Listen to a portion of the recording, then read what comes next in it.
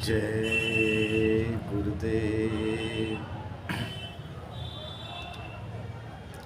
गुरु भाइयों बहनों, आपने गुरु महाराज के सत्संग में, महाराज जी के सत्संग में, गुरु भाइयों के सत्संग में जब महात्माओं के ऊपर अत्याचार किए गए तो उनकी जब कहानियाँ आपने सुनी होंगी या सुनाई होंगी तो आपकी आंखों में आंसू जरूर आए होंगे। आप समझो कि इतिहास पूरा भरा पड़ा है। कबीर साहब को कितना सताया गया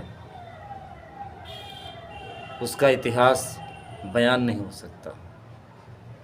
गोस्वामी जी महाराज ने रो रो करके कवितावली में लिखा है कि हमको कितना सताया गया।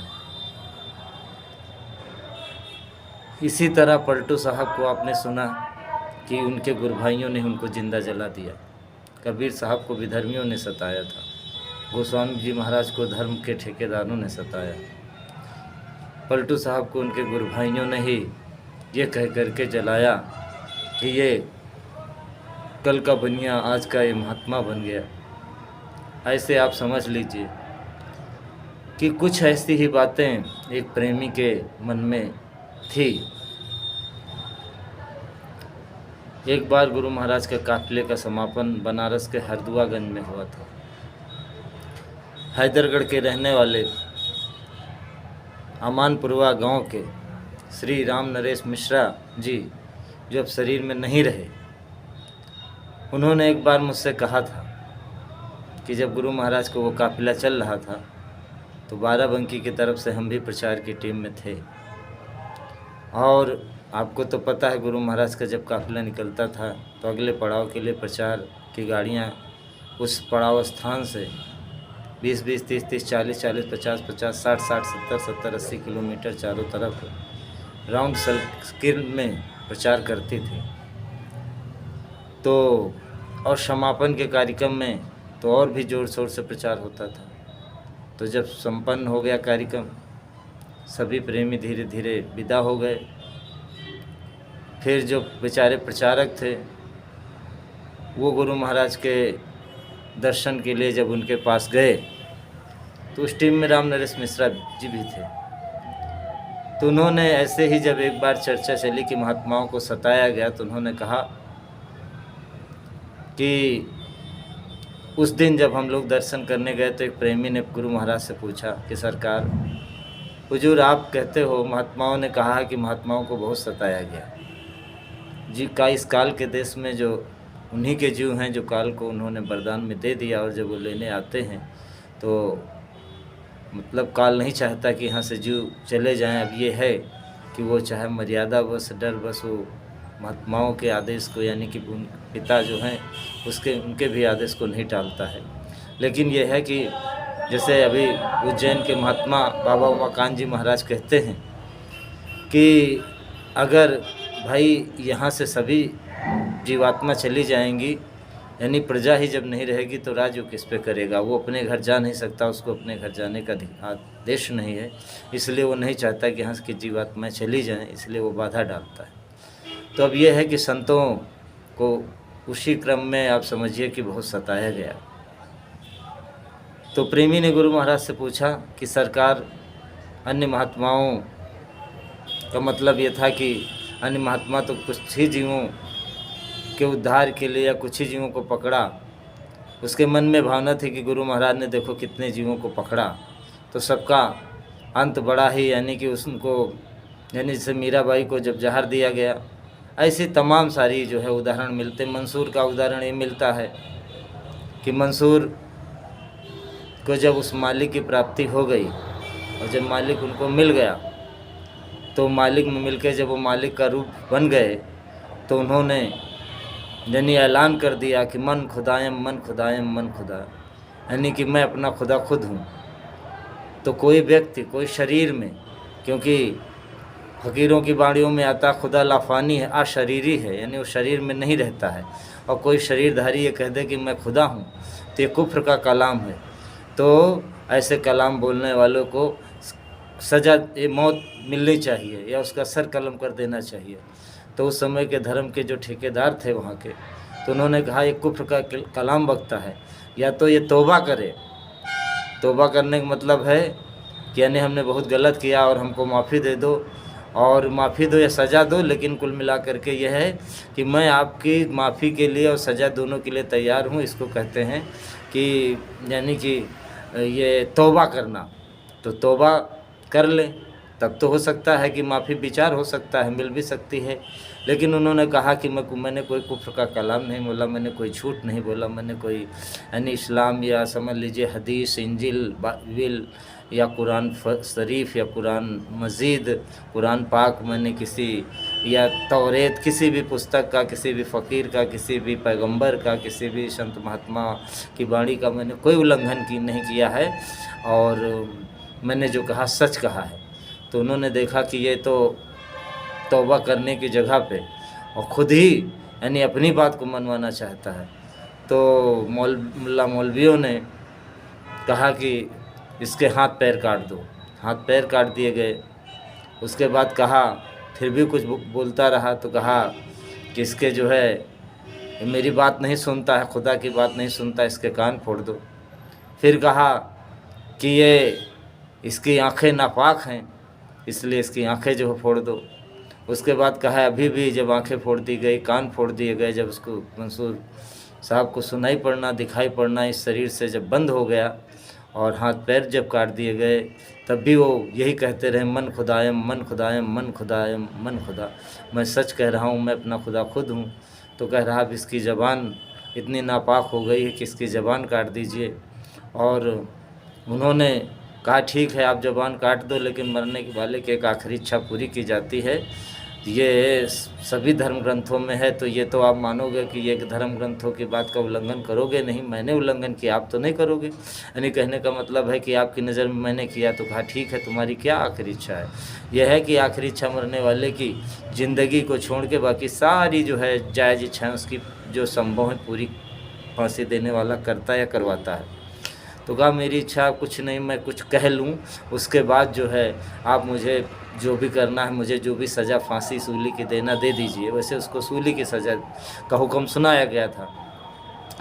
तो उसने कहा कि अच्छा लगा सूली जो तूने मुझको बुलाया है, कि खुद मंसूर को मंजूर न था मुश्किल, खुद मंसूर को मुश्किल था जीना राजदा रहकर।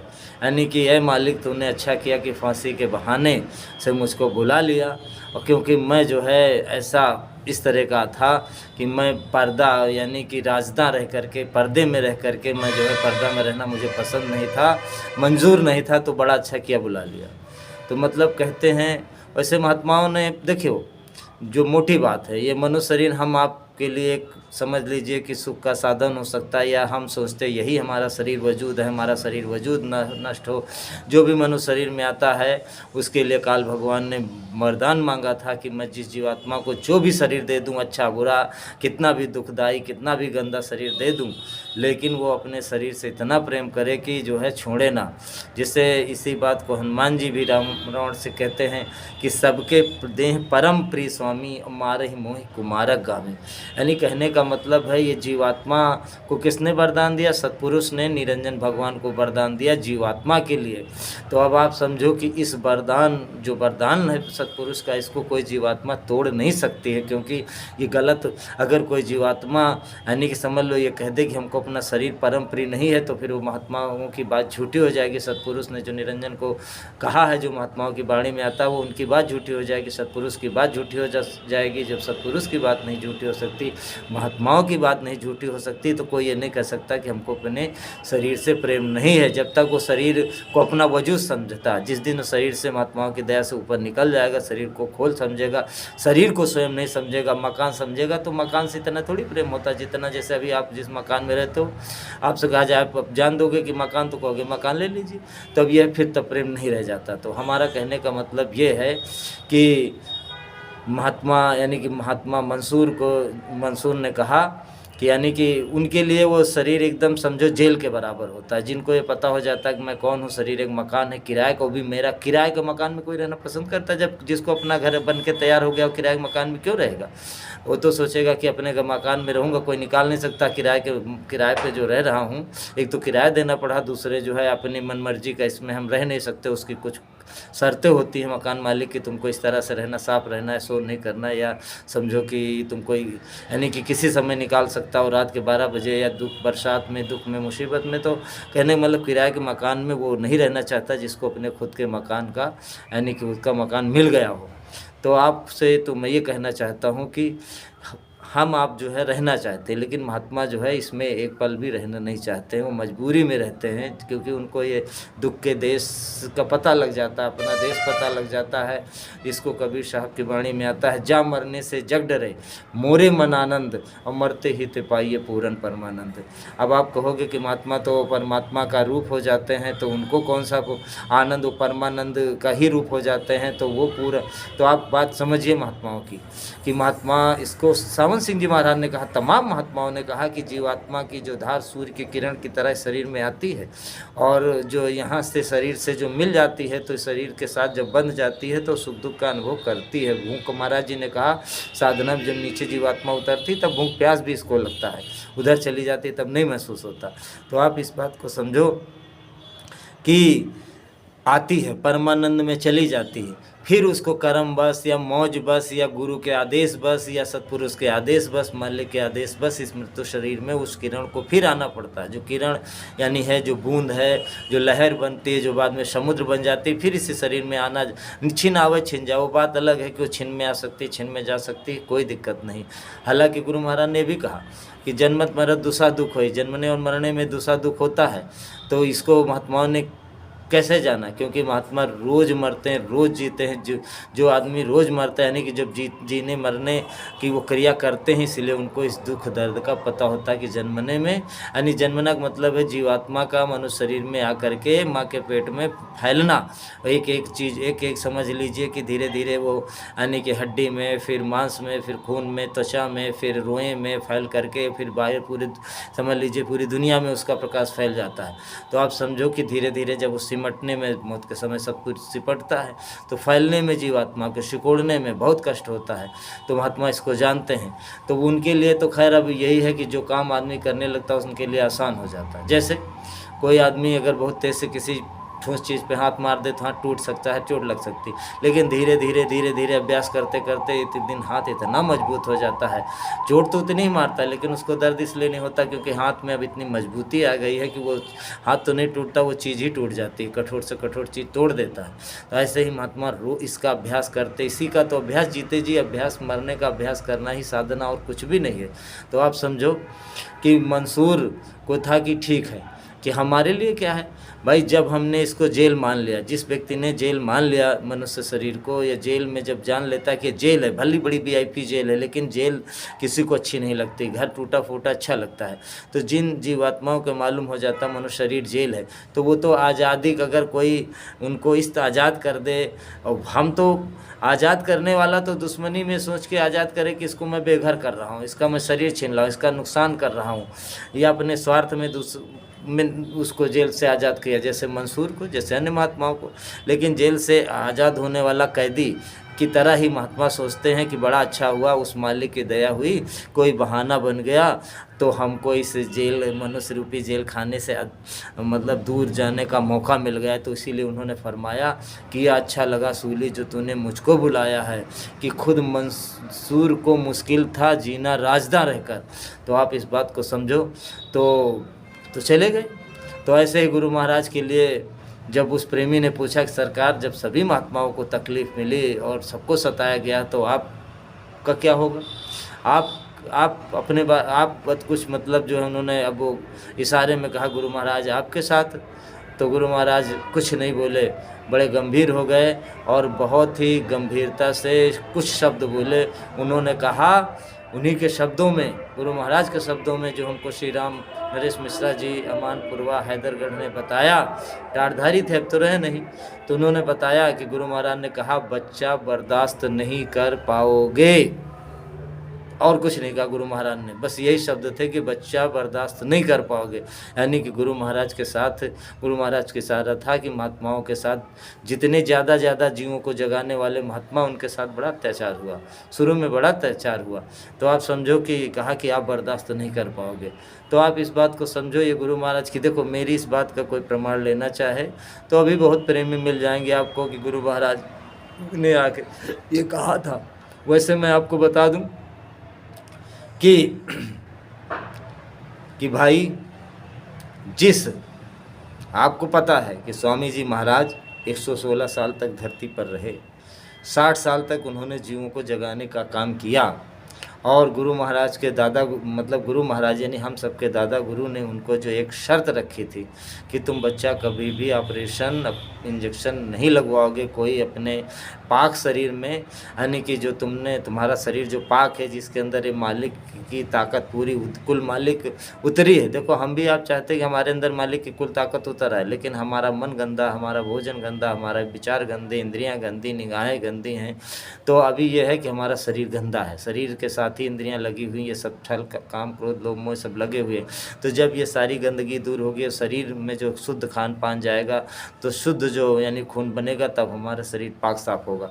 तो गुरु महाराज तो ऐसे कुल में पैदा हुए। गुरु महाराज के शब्दों में ही कि हम लोगों को जब मुर्गी की हवा लग जाती थी तब नहलाया जाता था। तो गुरु महाराज ने बड़ी मेहनत किया, बहुत शुद्धता से रहे, और जब वो परमात्मा की प्राप्ति के लिए भटक रहे थे तब भी उन्होंने हराम का नहीं खाया, बड़ी मेहनत से बड़ी शुद्धता से खाया, बहुत संयम से रहे।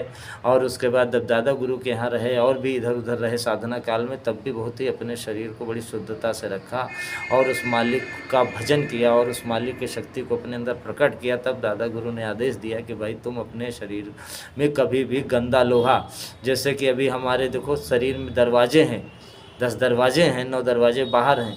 तो जैसे कोई मकान है, मकान की दीवार के बगल में कोई गर्मी है, जल रही है आग या ठंडी बर्फ़ का, यानी कि समझ लो कि बगल के कमरे में, बगल के घर में बर्फ़ लगी है, तो दीवार से कुछ ना कुछ उसका असर उस घर के अंदर दीवार से आ जाता है। उधर आग अगर जल रही बगल में तो इधर गर्मी आएगी, उधर जो बर्फ़ लगी है तो इधर आपके दीवार से सटी दीवार से हो करके आएगी गर्मी, लेकिन खिड़की और दरवाजे से ज़्यादा आएगी। ऐसे ही जो है पवित्रता अपवित्रता शरीर के अंदर जो है शरीर के स्पर्श का से आती है, पवित्रता भी आती है, अपवित्रता भी आती है, यानी कि पाप पुण्य दोनों मन इस शरीर के द्वारा मन के ऊपर चढ़ते जाते हैं छूने से। गुरु महाराज ने यहाँ तो कहा कि छूने की तो बात छोड़ो, देखने से पाप चढ़ जाते हैं, मांसाहारी की आँख में आँख मिलाने से जो ऐसे समझ लीजिए चढ़ जाते हैं। ऐसे ही गुरु महाराज ने एक चिट्ठी लिखी, अब वो कहने में थोड़ा संकोच होता, गुरु महाराज ने भी उसको बड़ी संकोच भाषा में लिखा, कहा बच्चियों आप इतने दिन नहाया मत करो, भोजन मत बनाया करो, कोई खाने पाने की चीज़ छुआ मत करो 5 दिन का समय। और कहा कि, और गुरु महाराज ने यहाँ तक कहा कि अब बहुत सारी बातें हैं जो कि बताने में संकोच होता है। उस चिट्ठी में लिखा, उस चिट्ठी मथुरा में थी, हमने उन तमाम सारी चिट्ठियों को पढ़ा। खैर, तो यहाँ तक कि वो गंदा खून, वैज्ञानिक भी कहते हैं गंदे खून जो होता है उस मतलब जो है समझ लीजिए उसका जो भी डिस्चार्ज है, कहने का मतलब वो ऐसे स्थान फेंका जाए जहाँ किसी व्यक्ति की निगाह न पड़े, क्योंकि उसमें वैसे बैक्टीरिया होते हैं जो बैक्टीरिया यानी समझ लीजिए कि ये जो हमारा सूर्य का प्रकाश जो हमारे यानी कि आता हमारी आंखों से घुसता है और घुस करके जो दिमाग में चित्र बनाता है, उल्टा चित्र बनाता है, सीधा महसूस होता है दिमाग को, ये वैज्ञानिक बताते हैं। ये सब आपके उसमें पढ़ाया जाता है, समझ लीजिए विज्ञान में पढ़ाया जाता है। तो आप इस बात को समझो कि वो फोटान के कण से चिपक करके वो बैक्टीरिया जो शरीर के अंदर प्रवेश कर जाते हैं। गुरु महाराज ने तो ये सब विस्तार से नहीं बताया, लेकिन ये जरूर कहा कि फिर अगर ऐसी औरतों के हाथ का बना कोई भी भोजन करेगा तो दुनिया का कोई डॉक्टर उसको ठीक नहीं कर पाएगा। ये सुनी बात नहीं है, ये गुरु महाराज की हाथ की लिखी चिट्ठियों में चिट्ठियाँ हैं, उसकी बात है। आप समझो, हम उधर आश्रम में रहते थे तो अपने श्रीवास्तव जी जो पत्रिका निकालते थे, तो उन्होंने गुरु महाराज शरीर में उस समय थे, तो कहा हमसे कि जैसे गीता में 18 अध्याय हैं तो ऐसे ही गुरु महाराज की जो ये 400-500 चिट्ठियाँ रखी हुई थी, एक सूटकेस में रखे हुए थे। उनकी खास तौर से जो देवी जी थी, जो हमारी बहन थी, यानी जिनका नाम महेश्वरी श्रीवास्तव था, जो कि गुरु महाराज के पहले सत्संग में भी वो हाजिर नाजिर रही। उस समय कक्षा 9 पढ़ती थी, यानी कि अर्दली बाज़ार में रहती थी बनारस में। तो वो गुरु महाराज ने उनका नाम सरिता रखा था। तो गुरु महाराज की वो चिट्ठियों को संभाल के रखी थी, तो कहा कि चलो इनके ऊपर कुछ पुस्तकें निकाली जाएं। तो खैर गुरु महाराज के शरीर रहते रहते 1-2 किताबें निकाली गई। उसकी पुस्तक का नाम था बाबा जग गुरुदेव के हस्तलिखित संदेश। उसकी अब यह है कि थोड़ी बहुत हमसे भी जो एडिटिंग प्रिंटिंग की सेवा थी वो हम लें, और हमारे सुनील कौशिक भाई जी ने साथ में मिल करके उसको किया।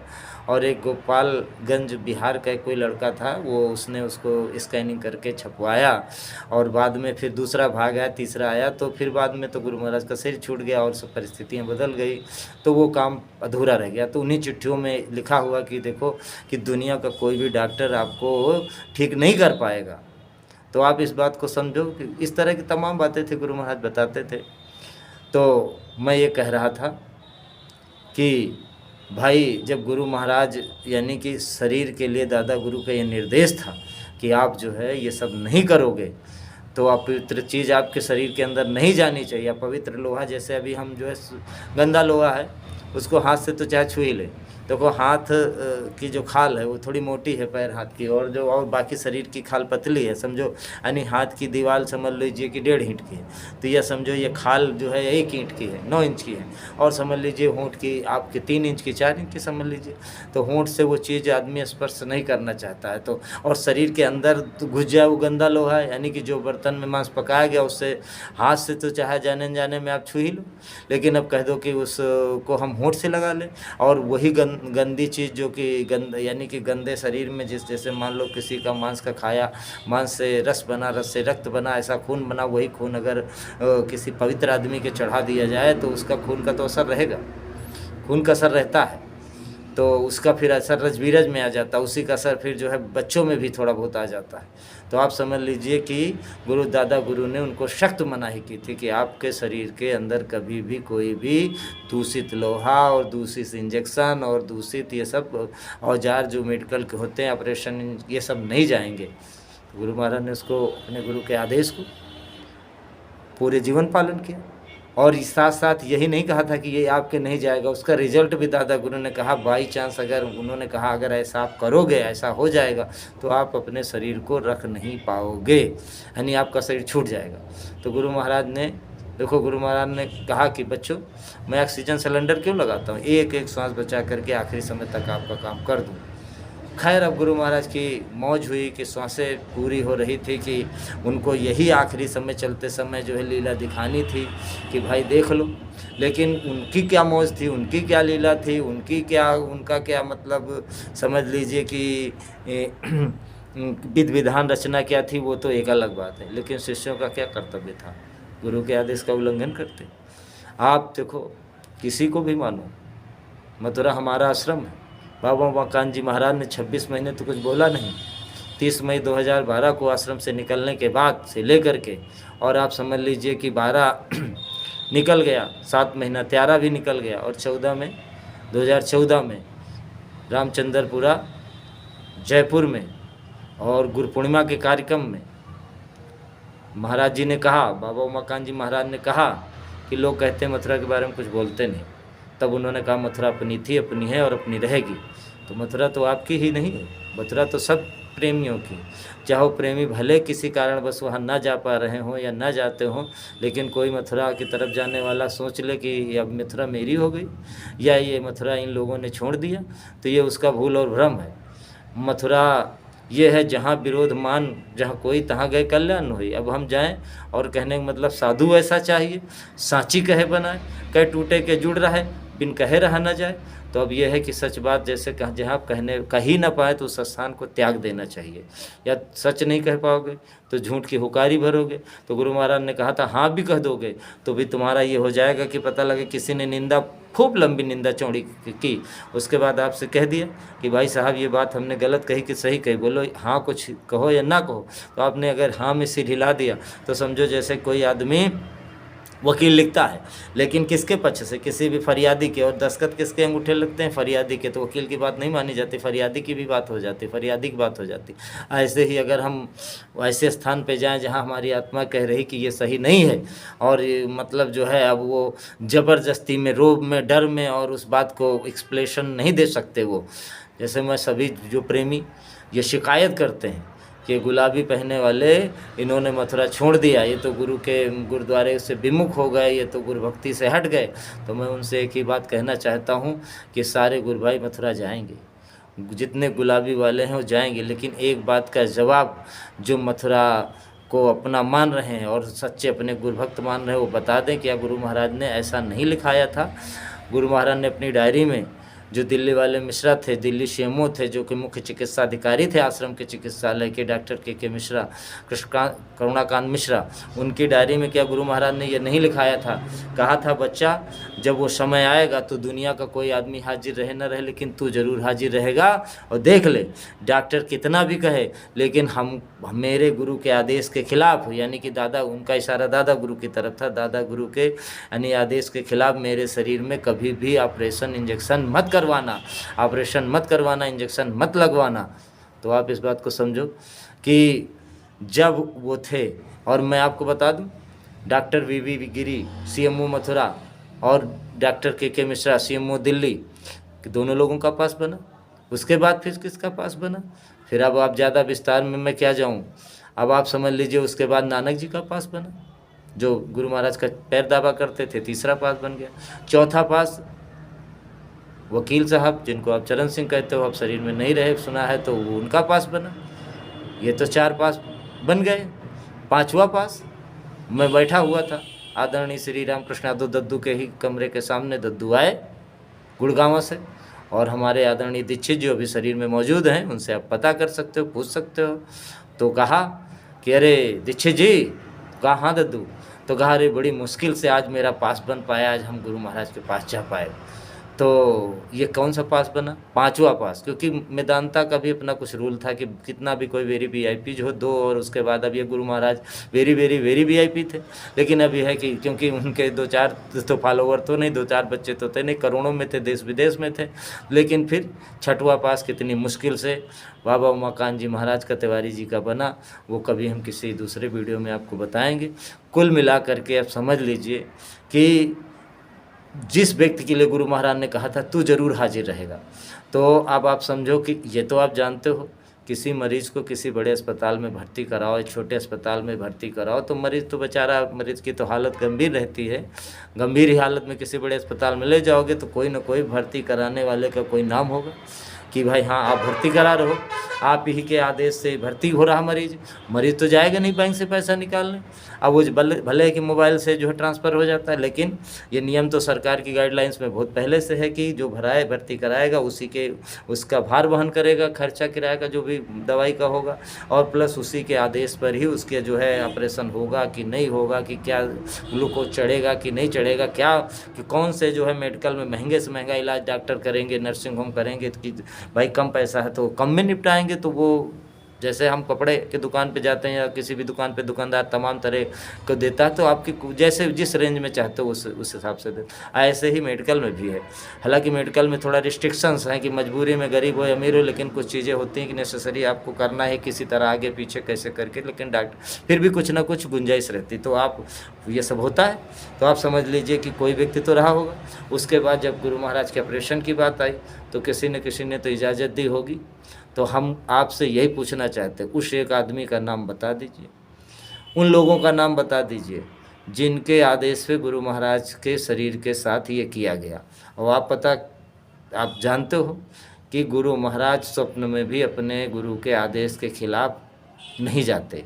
यानी कि जब ऑपरेशन उनका किया गया, उनके शरीर में 3 छेद किए गए। एक छेद जिसको लोग तिल समझ रहे हैं, यानी कि वो चेहरे में दाहिनी तरफ जो है किया गया, नाक के बगल में। वो कोई तिल नहीं था, तिल तो गुरु महाराज जो मस्सा था उनके जो नाक पर था, उसको हमारे एक मनीष सिंह जी हैं, रामपाल सिंह जौनपुर के लड़के, वहीं रहते थे आश्रम में। और गुरु महाराज बेचारे बड़े गुरु भक्त थे, पढ़ाई लिखाई किया, MSW किया, यानी कि कैटरिंग से, फूड से, और उसके बाद लंदन में उनकी 60,000 रुपये महीना की नौकरी लग गई थी आज से 20 साल पहले। समझ लीजिए आज की डेट में लाखों रुपए महीना की। लेकिन गुरु महाराज ने कहा बच्चा तुम यहाँ जो है ढाबा खोल लो, यहाँ रेस्टोरेंट खोल लो। तो संतोषी उनका नाम गुरु महाराज ने रखा था, वैसे नाम उनका मनीष सिंह था, लेकिन बड़े संतोषी प्रभा के भी हमको जान पड़ते थे। शादी हुई, एक लड़की भी थी, वहीं रहते थे शाकाहारी बिल्डिंग में। तो वो समझ लीजिए कहा गुरु महाराज ने फिर घोड़े का बाल मंगवा करके, और हम लोगों ने उसको कटवा दिया खितौरा में। तो वो तो मसा उनके नाक से हटा दिया गया था। ऐसा बातें लोग नहीं जानते हैं, जानना चाहते भी नहीं, बस सुनते हैं, बस उसी को ले उड़ते हैं। तो आप समझो कि गुरु महाराज का तो मसा कट गया था। अब ये है कि चेहरे पे जो आँख के बगल में, कान और आँख के यानी कि जो एक गाल के ऊपर कोने में वो छेद था, वो पानी निकालने का था, और एक जो है पेट में था, एक जो है पेट के थोड़ा ऊपर था। कहने का मतलब इस तरह गुरु महाराज के शरीर के साथ ये काफ़ी बड़े बड़े जो है सुराख करके और उनका पानी निकाला गया, और उनको इंजेक्शन दिए गए उनको, यानी कि गुरु भाइयों का इतना सारा ब्लड था, एक से एक साधकों का ब्लड था। अगर बिना ब्लड चढ़ाए नहीं बन सकता था तो गुरु भाइयों का परिवार क्या बेकार था? अरे भाई डॉक्टर कहता है कोई करीब का लो।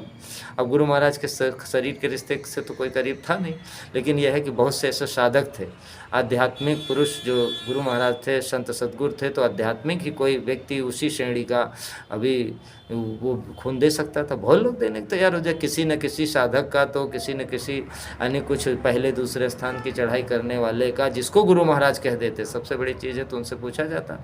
और उसके बाद हम आप जानते हैं जो स्वयं दूसरे के रोग दूर करते हैं उनका रोग कौन दूर करता है। लेकिन सही बात तो यह है कि लोगों ने उनकी बातों को सुना नहीं। खैर सही बात तो मैं आपको क्या बताऊं, बहुत सारी बातें हैं। गुरु महाराज वहाँ जाना ही नहीं चाहते थे। तो मैं एक ही बात लोगों से पूछता हूं, जो लोग ये इल्ज़ाम लगाते कि सब मथुरा नहीं जाते हैं, तो आप बताइए कि भाई कि गुरु महाराज के साथ जब ये की गई जोर ज़बरदस्ती की गई, उसके बाद गुरु महाराज ने, अगर उनका शरीर पूरे होने का समय था तो गुरु महाराज प्रेमियों को बुलाते और बता देते कि बच्चा किराए का मकान तो मैं हमेशा कहता रहा और मेरा भी समय पूरा हो गया इसलिए मैं जा रहा हूँ। और उसके बाद खुद ही बता देते। बताने तो पहले भी बता गए थे, बताने तो उन्होंने 16 मई 2007 को ही बताया कि नए लोगों को इतना ही बताना, और क्या बताना था। और रही बात संस्था के अध्यक्ष की बात, तो गुरु महाराज वहाँ के भी अध्यक्ष है और जय गुरुदेव कोठी मंदिर यानी खितौरा के भी अध्यक्ष थे। तो गुरु महाराज ने क्या कहा था कि भाई वो पहले लिखा दिया था, जो संस्था बनाई थी पहले तो जय गुरुदेव धर्म प्रचारक संघ था, उसके बाद जय गुरुदेव धर्म प्रचारक ट्रस्ट बनी, जय गुरुदेव धर्म प्रचारक संस्था बनी। तो उसमें नियम में यही लिखा दिया गया, बाइलाज जिसको कहते हैं, उप कानून, किसी भी संस्था को चलाने के लिए। भारत सरकार भी एक संस्था है तो उसका एक संविधान है। ऐसे दुनिया में जितने भी यानी लोकतांत्रिक देश हैं वो सब संस्थाएँ हैं और उनका अपना एक लॉ है, उनका एक अपना कानून है। ऐसे दुनिया में जितने भी यानी एनजीओ हैं, गवर्नमेंट ऑर्गेनाइजेशन और जो है नॉन गवर्नमेंट ऑर्गेनाइजेशन, दो ही संस्थाएं दुनिया में हैं। तो पूरी दुनिया में तो आप समझो कि हालांकि सारी संस्थाओं का राज खत्म होगा, गुरु महाराज की भविष्यवाणी आगे चल के एक ही संस्था का राज्य होगा। अब आप समझो जय गुरुदेव धर्म प्रचारक संस्था होगी कि बाबा जय गुरुदेव धर्म प्रचारक धर्म विकास संस्था होगी, ये तो आगे भविष्य बताएगा। खैर गुरु महाराज की भविष्यवाणी मैं कोई अपनी तरफ से नहीं कह रहा हूँ कि आगे चल करके पूरी दुनिया में सारी संस्थाओं का राज खत्म हो जाएगा, एक ही संस्था का राज्य होगा। और बड़ी भविष्यवक्ताओं की बाणियाँ हैं। तो आप समझो कि खैर वो तो अलग विषय है, लेकिन अब आप समझो कि उसमें भी नियम 12 में कहा था गुरु महाराज ने कि जिसका परम पूज्य स्वामी जी महाराज यानी कि रजिस्ट्रार ने लिखा कि जिसका परम पूज्य स्वामी जी महाराज यानी इशारा बाबा जय गुरुदेव की तरफ था, गुरु महाराज की तरफ था कि जिसका नाम नामदान देने के लिए खोलेंगे वही व्यक्ति संस्था का अध्यक्ष होगा और वही जो आगे समझ लीजिए कि सर्वेसर्वा होगा। तो गुरु का तो उसमें भी लिखा था कि संत मत में गुरु का स्थान सर्वोपरि होता है। तो गुरु महाराज जिसका यानी कि परम पूज्य स्वामी जी महाराज जिसका नाम खोलेंगे वही संस्था का अध्यक्ष होगा। तो आप समझ लीजिए गुरु महाराज ने उस नियम को तो बाइलाज, देखो बाइलाज आप एडिट कर सकते हो, लेकिन यह है कि उन्होंने कभी नियम में हेरफेर नहीं करवाया। और फिर आप उन्नाव की बात को नकार सकते हो, नियम की भी बात न मानो, लेकिन गुरु महाराज के 10 मार्च 2012 को जो नामदान सत्संग सुनाने के बाद, नामदान देने के बाद जब खड़ा करके, कौन उमाकांत तिवारी जी महाराज को नहीं जानता था? लगभग सब जानते थे। तो फिर पहचानवाने की क्या ज़रूरत थी। इसीलिए ज़रूरत थी कि कहीं आप भ्रमित ना हो जाना आगे, इसलिए कहा था पहचान लो। अब रही बात 24 घंटा दफ्तर खुले रहने की बात, तो 24 घंटा दफ्तर कभी किस दुनिया में किसी का नहीं खुला रहता है।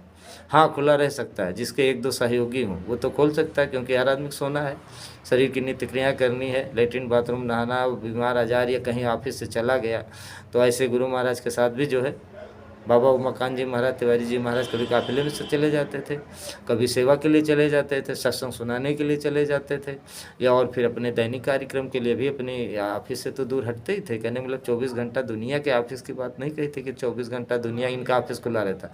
लोगों ने कहा वो मथुरा में जो बैठते थे उस ऑफिस के लिए कहा। अरे उस ऑफिस के लिए बाबा उमाकांत जी महाराज यानी महाराज जी यानी तिवारी जी का कोई सहयोगी नहीं था। गुरु तिवारी जी अकेले ही पूरी सेवा, पूरा सब हिसाब किताब करते थे, कोई उनका असिस्टेंट नहीं था, कोई उनका हेल्पर नहीं था, कोई सहयोगी सहायक कोई नहीं था।